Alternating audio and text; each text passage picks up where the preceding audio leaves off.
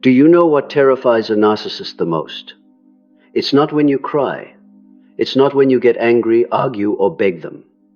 What makes them tremble to the core is when you go completely silent. When you no longer react, no longer seek their validation, and no longer let them control your emotions. Because to a narcissist, your silence isn't just emptiness, it's collapse. It strips them of their supply, the only thing that sustains their illusion of power. And from that moment, a cycle begins. Panic, rage, manipulation, collapse, all because you chose to step out of their game. In today's video, we'll uncover the entire insane cycle a narcissist goes through when you go completely silent. This isn't just knowledge, it's power. Power to understand that silence isn't weakness, but the strongest declaration. I am free. I am whole. I don't need you to exist. 1. When silence becomes the death sentence for the false self, there is a weapon so powerful it doesn't require shouting, tears, or even a contemptuous glance, yet it makes a narcissist tremble and collapse at the very core. That weapon is complete silence. It may sound simple, but in the psychological world of a narcissist, silence isn't just emptiness or indifference. It is a death sentence for the false self they've spent their entire lives constructing. To understand why, you need to know a truth. Narcissists cannot exist alone. They don't live on genuine love, nor do they grow through self-awareness. They survive on narcissistic supply, attention, reactions, and emotions from others. Every compliment, every admiring glance, even your anger, tears, or arguments, all are fuel for their inflated ego. The more you react, the more they feel real. On the other hand, when you stop reacting, when you fall into complete silence, you pull the plug on their very life support system. Picture an addict. Each look you give them is a fix. Every time you argue, you unwittingly supply another breath of air to their illusion. But then one day, you stop. No messages, no calls, no debates, no explanations. Just cold, steady silence. For an ordinary person, this might cause sadness, disappointment, and eventually reflection. For a narcissist, it is an existential crisis.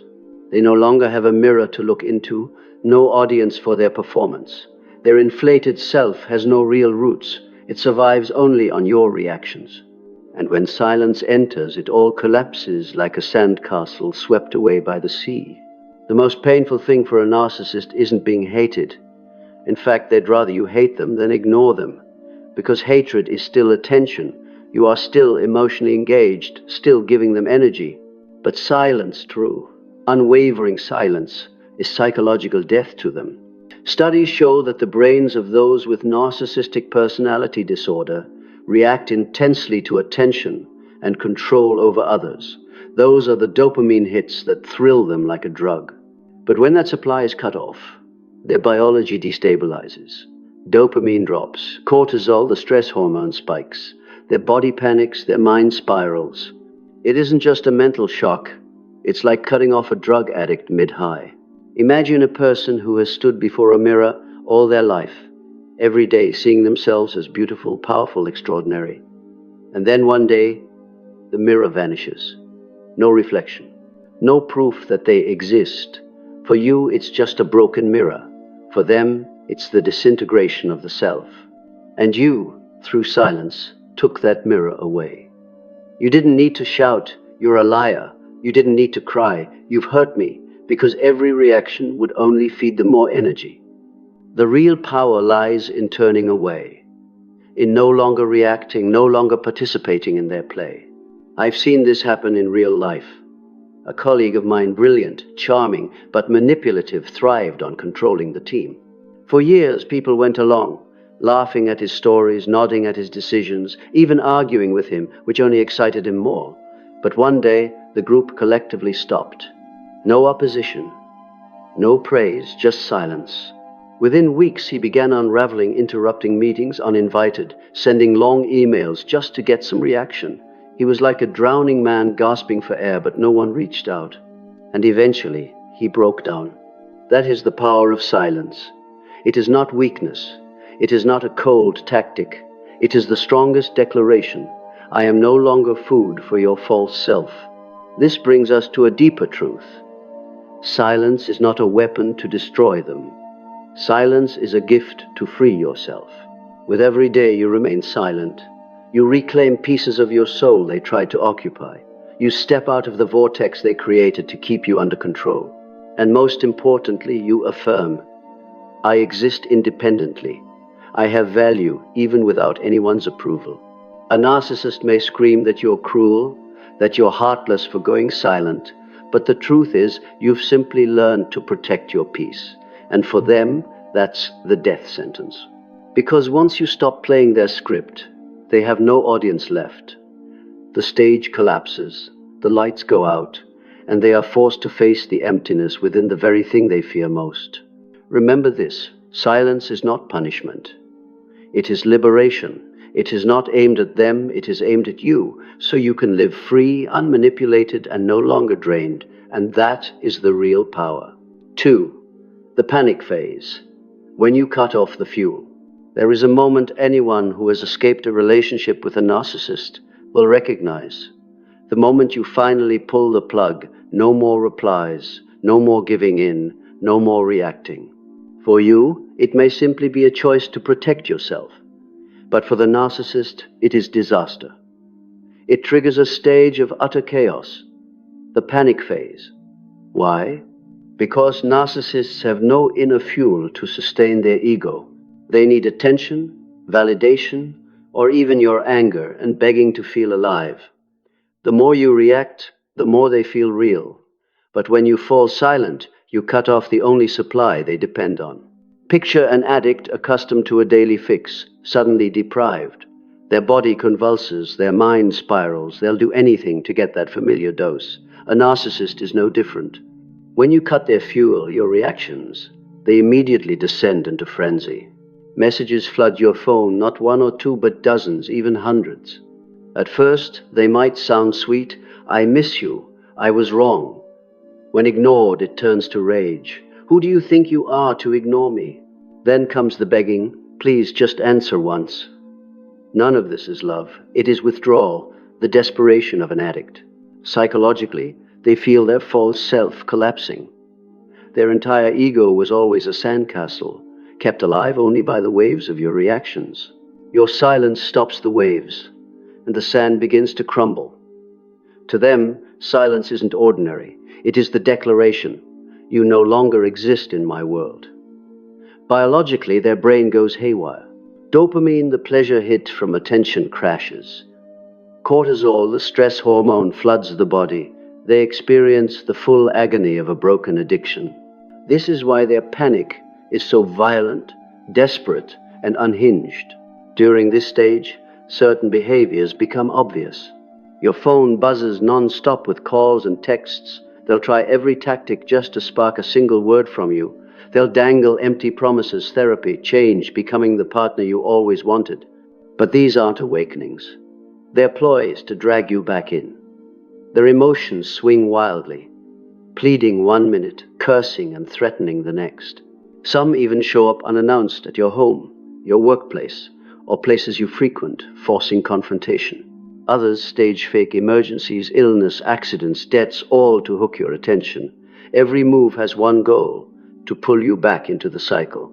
This is why you must understand this phase clearly, because panic is where many break no contact.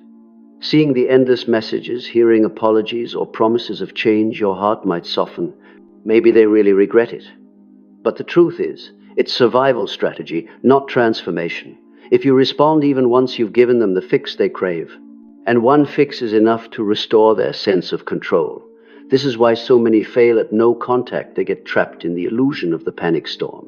So how do you stay strong? Realize that panic is proof you're on the right path. They panic only because you've hit their deepest weakness. Don't personalize it. Their panic isn't about you being special, it's about them losing supply. You just happen to be the source. Prepare yourself mentally. Before you go silent, know they'll try everything from love to threats to reel you back. If you're prepared, you won't be blindsided. Keep evidence, save texts and emails, in case their behavior crosses lines. And most importantly, remind yourself why you chose silence. Each time you feel tempted, write it down. I am silent because I deserve peace. Easy. From the outside, the panic phase can look dramatic. The once arrogant narcissist suddenly a desperate figure clinging for dear life. But don't be fooled. They're not clinging to you. They're clinging to the supply you used to provide. And when you hold the silence, when you don't take the bait, you don't just expose their real weakness, you affirm your own strength. Every day you withstand their panic attack. You prove you're no longer a victim, you are free. 3. The rage phase. When silence exposes the truth. If your silence is the death sentence for the false self, and the panic phase is the first convulsion, then the rage phase is the violent outburst. This is when the mask of politeness, charm, or sophistication falls completely, revealing the raw face of fury, the fury of being exposed in their weakness. Remember, narcissists live off your reactions. When you go silent, they don't just lose supply, they lose control. And if there is one thing a narcissist cannot endure, it is the truth that they no longer have power over you. Rage erupts because your silence has accomplished what no words, no arguments ever could. It exposes the emptiness inside them. It proves that their grandiose self is nothing but a hollow shell. And for them, this is not just humiliation, it is an identity crisis. In the rage phase, you will witness extreme behaviors. They may lash out directly, hurling insults that you are cruel, cold, selfish, but in reality, this is only a projection of their own pain. When they cannot provoke you, they turn to others, friends, family, colleagues, spreading rumors that you have changed, betrayed, or lost your sanity. Some become aggressive, attempting to sabotage your career, finances, or social ties. Others strike at your most vulnerable points, using secrets you once shared to try to wound you, hoping one crack will break your silence. The common thread in all of this, a desperate attempt to prove, I still have power over you. But this anger is not like ordinary anger. Ordinary anger comes from a real hurt or conflict. Narcissistic rage is different. It is not about solving a problem, it is about punishing you for daring to step off their stage. In their mind, you have no right to be silent. You must react, you must return to the play. You must feed them the supply they need to exist. When you refuse, rage explodes as a defense mechanism. In truth, it is the terror of erasure disguised as aggression. In this phase, they often use familiar tactics. They flip roles, making you the villain. You're too cruel. You're the one with the problem. They hit below the belt, resurrecting old wounds or using private confessions against you, just to cause pain. They may stage public confrontations, unafraid to show anger before others, because in their logic, humiliating you restores their lost power. Some escalate to threats, smear campaigns, career destruction, even personal safety threats. But the key to remember, none of this is truth about you. It is truth about them. So how do you face the rage phase? First, do not join the fight. The more you react, the more fuel you give.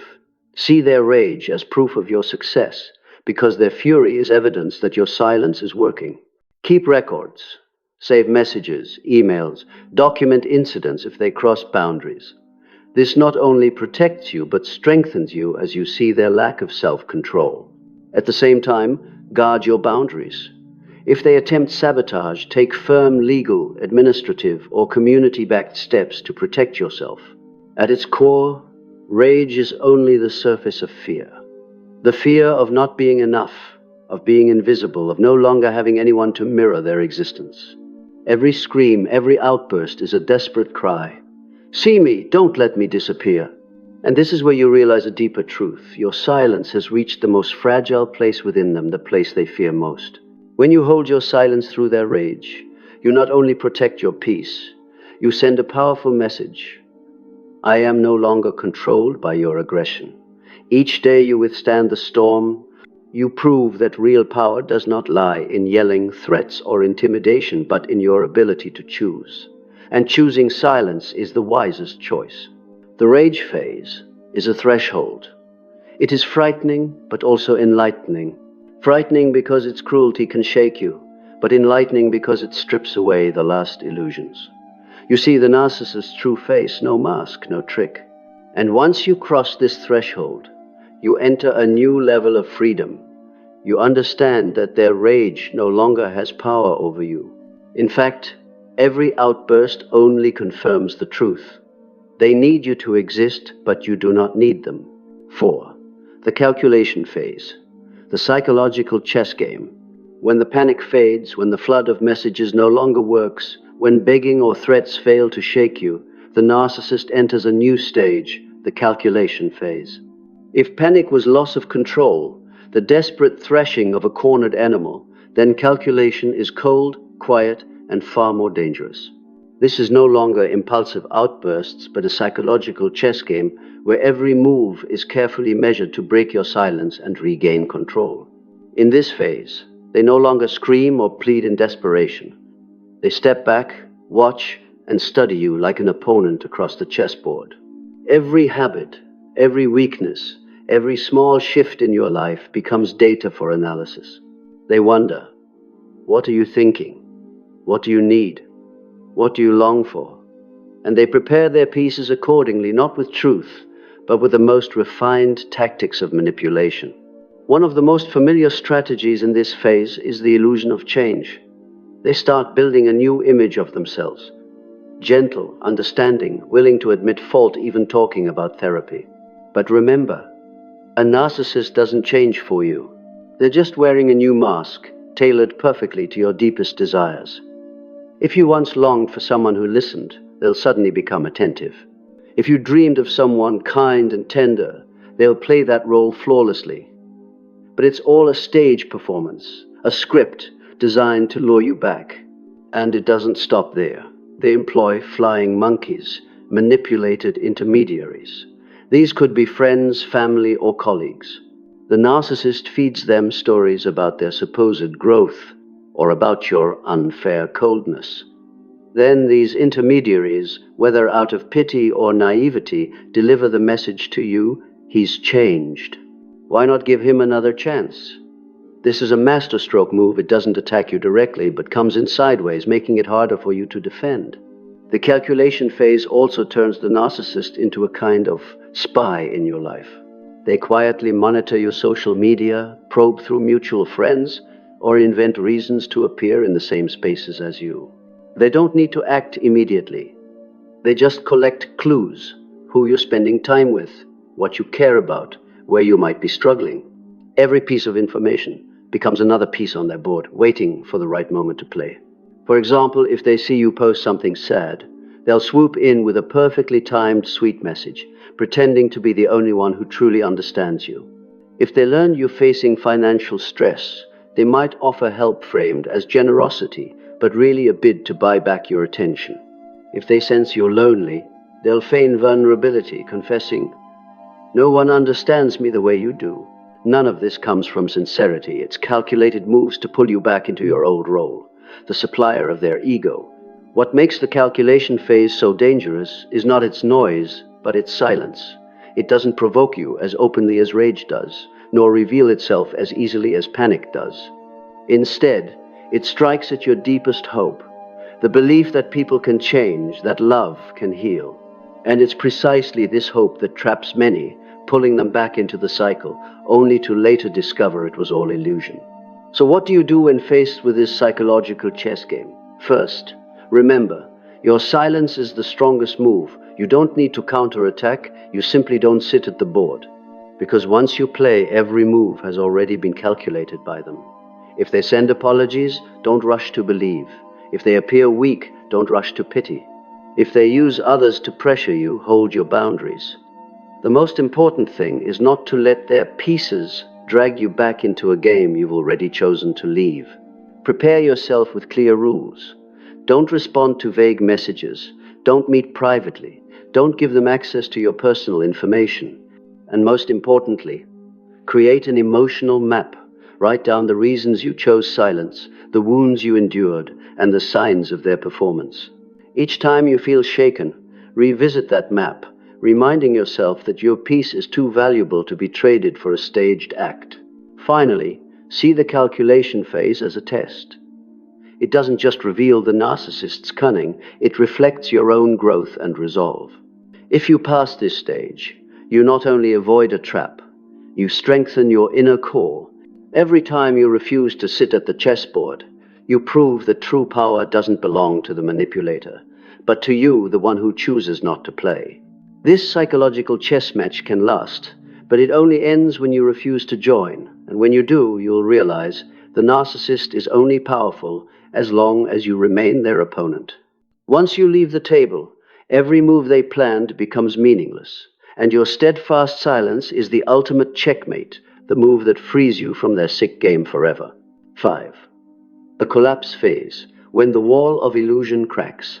When the fake love performances no longer work, when violent rage cannot shake you, when even the most calculated psychological moves fail to pull you back, the narcissist enters their most painful stage, the collapse phase. This is no longer frantic thrashing or cold calculation, but an inner fracture where the glittering mask that once shielded them begins to shatter. For you, it may feel frightening, but it is also proof that your silence has reached their weakest core. Imagine the narcissist's entire life as a wall built from illusions. Every brick is a compliment, an admiring glance, a moment you gave in. The more reactions they received from others, the taller and stronger the wall became. But when you fall silent, when you remove piece by piece of their fuel, the wall begins to tremble. At first, tiny cracks form, barely visible. Over time, they spread until the entire wall collapses, exposing the emptiness they've hidden for so long. On a psychological level, this is the moment when the false self can no longer sustain itself. No audience, no stage, no reflection to reinforce their grand image. The narcissist, who has always feared invisibility, now faces an existential crisis. If no one sees me, do I even exist? That question haunts them, dragging them into confusion and despair. On a biological level, their brain is in free fall. Dopamine, the neurotransmitter activated by attention, runs dry. Cortisol, the stress hormone, floods their body, fueling anxiety, insomnia, irritability. This isn't ordinary sadness. It's a total system crash, like a machine pushed to its limit suddenly shutting down for lack of fuel. The signs of collapse may surprise you. The once arrogant center of attention may become withdrawn, lost, even despairing. They may neglect their appearance, once obsessively polished, now abandoned. Their behavior swings. Silent one day, self-destructive the next, drowning in alcohol, reckless spending, or fleeting hookups just to grasp at scraps of supply. Some sink into depression, sending out veiled cries of hopelessness. But here's the truth. Collapse does not equal awakening. This isn't a moment of real self-awareness or change. It is simply the natural consequence of a life built on external fuel. The wall of illusion doesn't fall because they chose to rebuild on truth. It falls because you stopped supplying the bricks. What they seek now is not reality, but a way to construct another wall at any cost. The danger in this stage lies in your emotions. Watching them collapse, you may feel pity. You may wonder, am I too cruel for staying silent? Did I push them into this misery? This is the most dangerous trap, because your compassion is the easiest door for them to re-enter. But the truth is, you did not cause their collapse. Their hollow construction of self did. They fall because of their choices, not because of your silence. So how do you stand firm in this phase? First, keep distance. Do not let their despair drag you into the rescuer's role. If they truly need help, point them toward professionals, doctors, therapists, not yourself. You are not the healer of their emptiness. Second, remind yourself why you chose silence. Each time pity rises, write it down. I am silent because I deserve peace. I deserve freedom from toxicity. This reminder will anchor you against relapse. Third, reinforce your boundaries. If they reach out in weakness, refuse to respond. If they spread rumors about your cruelty, remain silent and remember the truth. You are protecting yourself. At a deeper level, collapse gives you a vital realization. The narcissist is not strong at all. Their confidence, arrogance, and power were always just a shell. When the wall cracks, you see the truth. A fragile, dependent person who cannot stand without others holding them up. And this realization is your turning point. It dissolves the fear that once bound you, because you understand their power existed only when you handed it over. Collapse from the outside may stir sympathy, but in reality it is the clearest proof you are on the right path. Your steadfast silence has cracked the wall of illusion, revealing the truth they tried to bury. And in that moment, you not only free yourself from their control, but you affirm your true strength, the strength of someone who dares to step out of the shadows and reclaim freedom. Because ultimately, collapse is not their story, it is yours. It marks the moment you realize you are no longer chained to a false wall, no longer a supply for anyone. You have chosen peace. And that choice makes you the true victor in a game they thought they controlled. 6. The false transformation phase, the sweetest promise but also the most dangerous. After spiraling through panic, rage, calculation, and even collapse, the narcissist still does not let go. Instead, they step into the most dangerous stage of all, the false transformation phase. This is when they put on an entirely new mask, a version nearly perfect, mirroring everything you once dreamed of. And precisely because of this, it is the sweetest, most tempting, but also the most destructive trap if you fall for it. In this stage, the narcissist may suddenly appear kind, gentle, and deep. They say the words you've longed to hear. They admit their mistakes. They even shed tears as they recall the pain they caused you. They might adopt the language of healing. I've started therapy. I understand now. I'll change for you. Everything is staged like a moving performance, striking directly at your compassion and hope. And after so much exhaustion, you may easily think, maybe he has finally changed for real. But you need to understand, this is not awakening. This is a high-level survival strategy. When all else has failed, the narcissist pulls out their final card, becoming the ideal version in your eyes. If you once longed for a partner who listens, they'll hang on your every word. If you wished for someone who takes responsibility, they'll bow their head and accept blame. If you dreamed of a tender love, they'll shower you with sweetness, so convincing it feels like a dream. But don't be mistaken, this isn't their true self. It is only a reflection crafted from your own unfulfilled hopes. The danger of the false transformation phase lies in its subtlety. Unlike earlier acts, it isn't loud, frantic, or obvious. It's slow, delicate, and convincing. If panic was easy to spot in its desperation, if rage was clear in its aggression, then false transformation hides behind kindness, the very thing every heart longs for.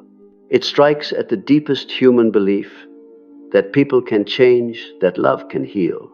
To reinforce this illusion, narcissists often provide evidence. They may show you self-help books they're reading, send photos from a therapist's office, or share profound quotes that sound like genuine growth.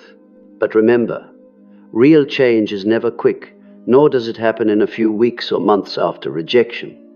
True transformation requires time, pain, and willingness. What you see here is simply a performance designed to win back the supply they've lost. Another hallmark of this phase is precision targeting. They don't change in general, they tailor their mask to your deepest wounds and desires. If you once said you never listen, they'll sit for hours listening. If you suffered because they refused to admit fault, they'll repeat endlessly, "It was all my fault." If you once longed for warmth, they'll become patient and tender, always there when you're vulnerable. Every act is a key, forged from your pain and hopes, crafted to unlock the door you once closed. This is why so many relapse into toxic relationships. Because in the false transformation phase, the narcissist doesn't just ask you to return, they embody the person you once believed they could be. And once you believe, you'll think the past was behind you, and the present is a fresh start. But what happens? Once you're back, once you've given supply, the mask begins to slip. And the cycle returns. Control, manipulation, psychological abuse. So how do you recognize and resist this dangerous stage? First, trust the consistency of time. True change shows itself through steady, long-term action, not short, dramatic performances. If they were truly growing, they'd respect your silence, accept distance, and prove themselves over time. But if they rush to pull you back, manipulating emotions to force reconciliation, it is the mark of false transformation. Second, hold firm to your inner boundaries. Don't let sweet promises erase the real pain you endured. Whenever your heart softens, write it down. What did he do? How did I feel? Why did I choose silence? What peace did I deserve? This is your compass to keep you on course. Third, observe carefully. Are they talking about your pain or only their own? A truly repentant person will focus on your hurt and what they must do to make amends. But a narcissist in false transformation always shifts the focus. I can't live without you. You've hurt me too much. I'll die if I lose you. These words sound like love, but they are nothing more than selfish desperation. Finally, remember, false transformation is their last card. It doesn't come from love. It comes from fear of erasure. They aren't sorry for hurting you. They're terrified of losing supply. And when you hold your silence, refusing to fall into the sweet trap, you've overcome the hardest test of all. Because true victory isn't when you watch the narcissist collapse, it's when you no longer play their games. When you survive the false transformation phase, you not only escape a toxic relationship, but you also learn a deeper truth. Real love never needs performance. It comes from sincerity, respect, and a healthy self, things a narcissist will never possess. At that point, you haven't just stepped out of their game, you've stepped fully into your own journey, a journey of freedom, dignity, and truth. And that is the sweetest, most lasting victory you will ever claim. After all the phases you've witnessed, from panic, rage, calculation, collapse, and even the sweet but dangerous false transformation, one truth becomes clear. The narcissist is not as powerful as they appear. Their strength has never come from within. It only exists when they can draw fuel from you, your attention, your reactions, and those moments when you gave in. Once you hold your silence, once you firmly unplug from their game, everything begins to tremble. What they once called their grand ego is nothing more than a wall of illusion, and your silence is the first knock that makes it crack. Silence is not weakness. It is the deepest strength because it comes from self-control and self-respect. When you stop reacting, you not only strip away their power, but you restore your own. Every day you stay committed to silence. You affirm to the world and to your own heart that you are no longer a victim controlled by someone else's chaos. You are the master of your own life. Don't forget, this journey is not easy. There will be moments when your heart trembles at their promises, their tears, their threats, or their displays of despair. There will be moments when you want to return, when you want to believe they have truly changed. But remember, real change never comes in short performances. It requires time, effort, and a healthy self, something a narcissist has never had. Do not let illusions pull you back. Trust in the steadiness of your silence. The real miracle is not what happens to the narcissist after losing you. The real miracle is who you become after leaving them. Silence creates the space to listen to yourself, to heal your wounds, and to rebuild a life no longer ruled by fear or shame. That is the greatest victory, not that you defeated them, but that you were reborn. And if you are on that journey now, remind yourself, every day of silence is a day you are rewriting your destiny. Don't see it only as a break, but as a noble choice, the choice of freedom, peace, and dignity. Thank you for staying until the end. If what I've shared resonates with you, if you want to continue your journey of understanding, healing, and reclaiming your power, make sure to subscribe, turn on the notification bell, and walk this path with me. There are many more lessons and insights ahead to help you not only break free from toxicity, but also build the life you truly deserve. You are not alone on this path. And remember, real power doesn't lie in shouting or manipulation. It lies in your steadfast silence. That is the ultimate strength, and it belongs to you.